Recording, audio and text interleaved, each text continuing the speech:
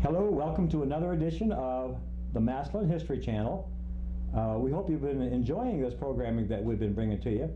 The man behind the camera is J. David Ress. He's Hello. the one that kind of puts us together, and he's behind the camera for a reason. That's right. So, have you ever been invited over to friends back in the day and they say, hey, we're going to look at home movies, and you look for some excuse to not go, like I have to get my toenails clipped or something?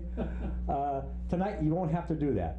We're going to look at some films that hopefully will appeal to you because they're going to give you a look at Massillon not too long ago, and I think you'll enjoy it. I'd like to introduce my brother Frank Turkle. Hi, brother Frank. Hi, Rudy. And Frank's the guy, the man behind the camera for the films that you're going to see. Now, if you saw our program a few weeks ago, we did a program on Columbia Heights, and some of the things that we featured were some photographs like these. This is a picture of Columbia Heights back in the day, and Frank took these pictures, and this was back in 1943. 1943. 1943. And here's a picture of Frank in, what year is this one? This is your new car, isn't it? That was probably taken in 46 or 47. Right after the war. So the car is a 1935 car. his first car. So he kind of started as a youngster with an interest in photography and art.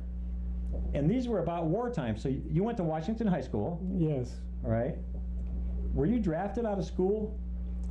Yes. When you turned 18 back there during the war, you got a dear person. Dear John letter? Not the Dear John. That comes later. Yeah, that was later. But your president greets yeah, you. yeah. The president sends you greetings or something. So we got greetings, yes. So they drafted us right out of high school because we were 18 years old.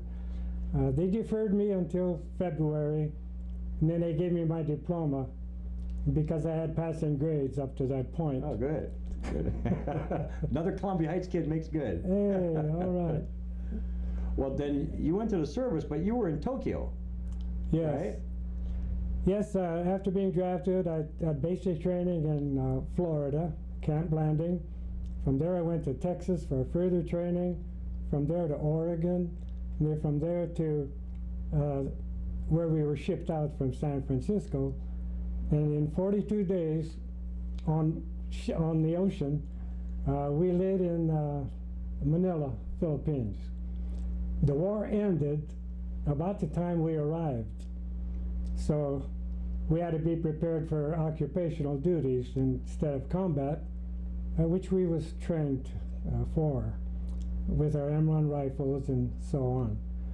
So there they had so many of us there that the war was over, so they had to put us someplace. So for some reason they put me in General MacArthur's headquarters. Is that right? What'd you do there? Well, most of my work was in the kitchen.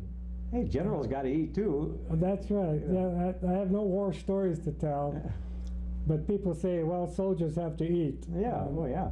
Now, even officers. Now, you mentioned to me, we were talking before, that you had a camera then too, and you took pictures. The war trials were going on, I believe, the Tojo war trials. Yes. And yes. either you took some pictures or someone took your camera and took some pictures with it. Yes. And before that, Hirohito took a trip through downtown Tokyo on an inspection tour. And he was about 10, 15 feet away from me. He was in a car with open windows, but I didn't have a camera with me. For those of you youngsters that don't remember, Hirohito was the emperor of Japan at the time, so, during the war. Right? Tojo was the warlord, and then I lived in the same building with General MacArthur's honor guard, and that's where the trials were. Okay. For Tojo. So I couldn't get very close to where he entered into the trial room, but I gave my camera to one of MacArthur's honor guards. His name was Steve, and he took the picture of Tojo for me. And you have those pictures in your albums So at I home. still have a picture of Tojo entering the trial room in Tokyo. So you had an interest in photography then you came back and you took some of these pictures here. And then you must have bought a movie camera somewhere along the line. Yeah, I took some pictures before and after the Army. I probably had a Brownie camera, and so I did take some pictures before I was out of high school. Is that one of the cameras you used to have to look down into? Well, I had one of those, and then I had a Brownie. Okay, you could One of the early aim Brownies. through the hole? Yes. Okay. They were a good camera, though. You just point and shoot, and they do the rest. Well, some of those pictures that you took here were wonderful. We've used them a couple times. Yes. And then what he used to do, and still does occasionally, is drive all around town and take pictures, both still camera and everything else. And then the films that we're going to see tonight are films that he made with this camera. This one and 4 others.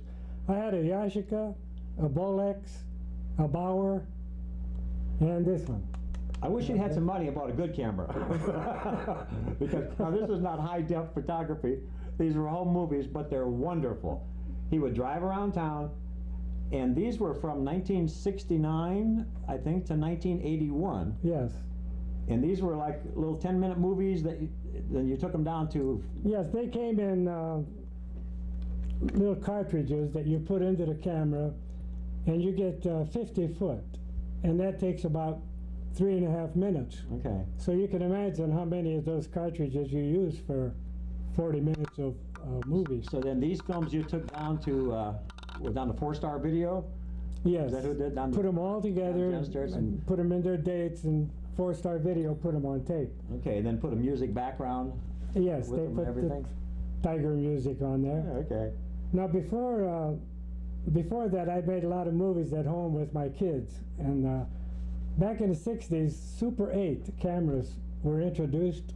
So I says, why not get into that? Families are taking pictures of their children at play. So that's what I did. We played a lot and took a lot of family. You guys used to make movies. war movies and everything else. You made that one called The Detective, I think, didn't you?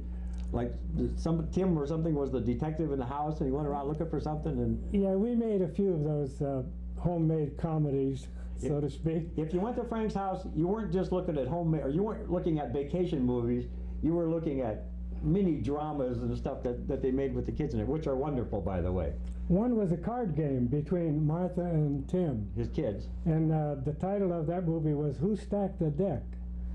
So the movie went along with playing hands and everything, and finally one of them beat the other with a good hand, and then they said, somebody stacked the deck. Stuff like that.